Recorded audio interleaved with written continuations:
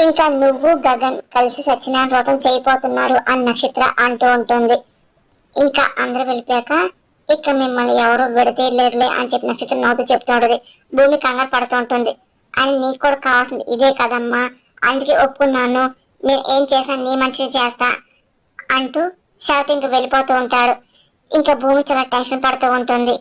ఇంకా అందరూ వెళ్ళిపోయాక అపూర్వ వచ్చి, ఏంటి నువ్వు అసలు హ్యాపీగా లేకపోవడం కారణం ఏంటో నాకు అర్థం కావట్లేదు భూమి అని అపూర్వ అనగాని, అప్పుడు కూడా భూమి ఏం మాట్లాడు సైలెంట్ గా వింటూ ఉంటుంది. కాంప్లెక్స్ అక్కడ ఉన్నది గగన్ కాదా అని అపూర్వ అనగానే మళ్ళీ భూమి కంగారు పడుతూ ఉంటుంది.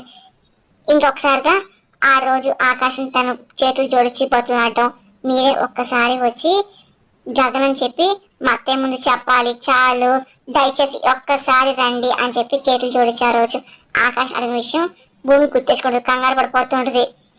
ఇంకా చక్కగా నేను నీ భర్త పక్కన కూర్చోపెట్టి సత్యనారాయణ స్వామి వ్రతాన్ని నేను దగ్గర చేయిస్తాను అని చెప్పి అపూర్వ నవ్వుతూ ఇంకా కోపంగా చూస్తూ ఇంకా వెళ్ళిపోతుంది.